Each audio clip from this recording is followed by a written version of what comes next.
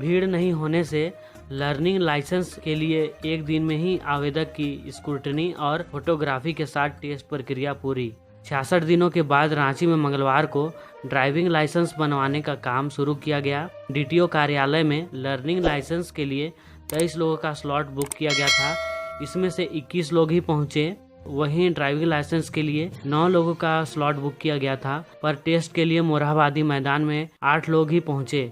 आवेदकों की संख्या कम होने के कारण उनके कागजात में स्क्रूटनी, फोटो खिंचवाने के साथ ऑनलाइन टेस्ट की प्रक्रिया एक दिन में ही पूरी हो गई। दोपहर 2 बजे से पहले ही सभी आवेदक काम निपटाकर लौट गए।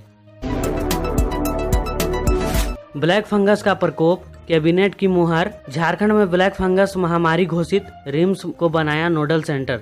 झारखंड सरकार ने ब्लैक फंगस को महामारी घोषित कर दिया है। कैबिनेट ने मंगलवार को इस पर मुहर लगा दी है। अब राज्य सरकार को कोरोना की तरह ही ब्लैक फंगस के मरीजों का पूरा हिसाब रखना होगा। ब्लैक फंगस के बढ़ते मामले को देखते हुए 14 राज्यों ने इससे पहले ही महामारी घोषित कर दिया है।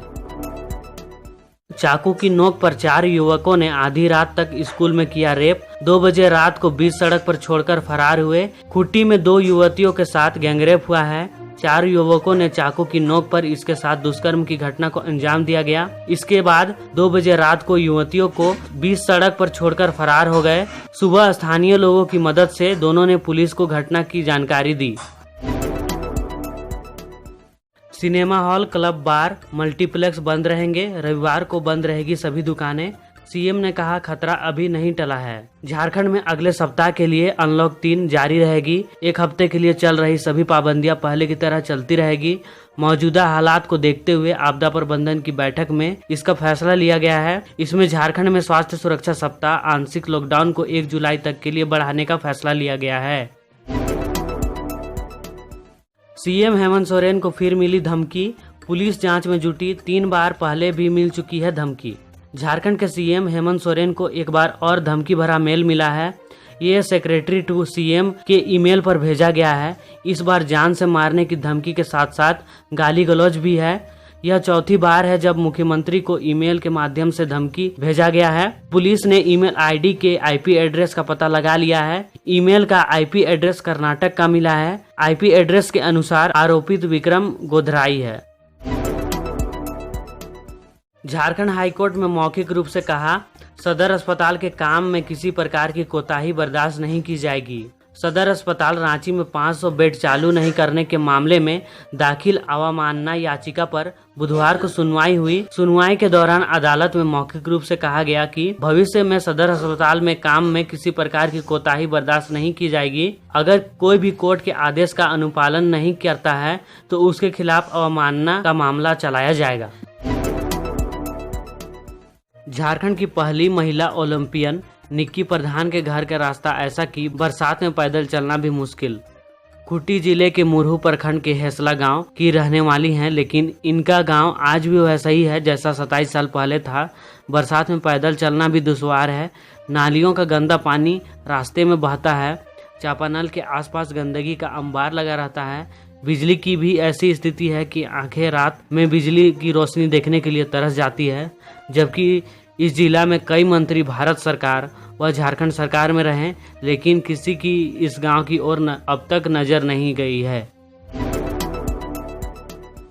पलामू में सड़क हादसा। ठेकेदार के यहां से बकाया पैसा लेकर लौट रहे थे 2 युवक। अज्ञात वाहन ने मारा धक्का, दोनों की मौके पर ही मौत। मेदिनीनगर के NH 98 पर हुए सड़क हादसे में 2 युवकों की मौत हो गई। घटना नवा बाजार थाना क्षेत्र के कंडा घाटी की है। मृतकों की पहचान नवा बाजार के रबदा दही टोला निवासी धर्मेंद्र कुमार 26 वर्षीय और अरविंद कुमार 28 वर्ष के रूप में पहचान की गई। प्रॉपर्टी खरीदनी हो तो देर न करें। 3 महीने बाद फेस्टिव सीजन में 15% तक बढ़ेंगे दाम। निबंधन भी होगा महंगा।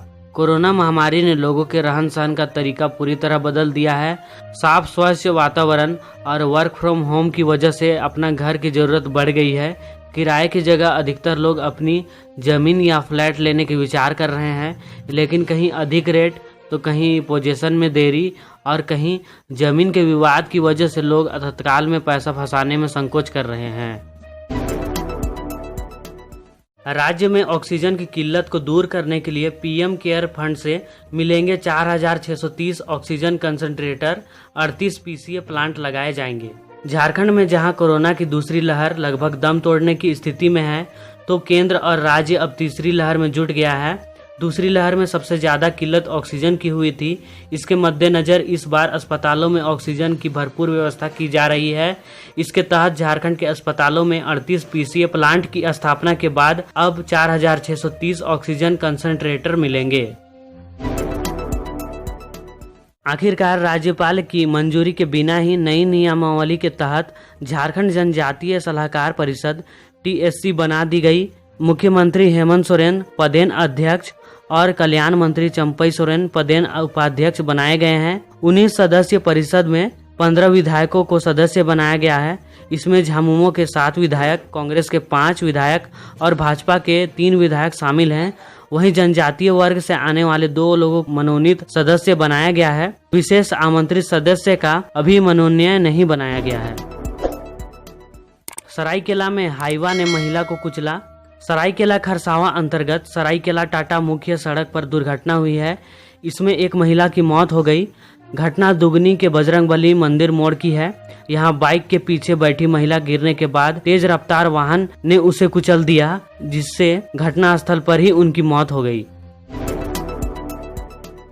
3 महीने से मानदेय नहीं मिलने से नाराज नर्सों ने ठप किया काम। जांच से लेकर वैक्सीनेशन का कार्य प्रभावित। रिम्स के बाद अब सदर अस्पताल रांची की नर्सों ने हंगामा शुरू कर दिया है।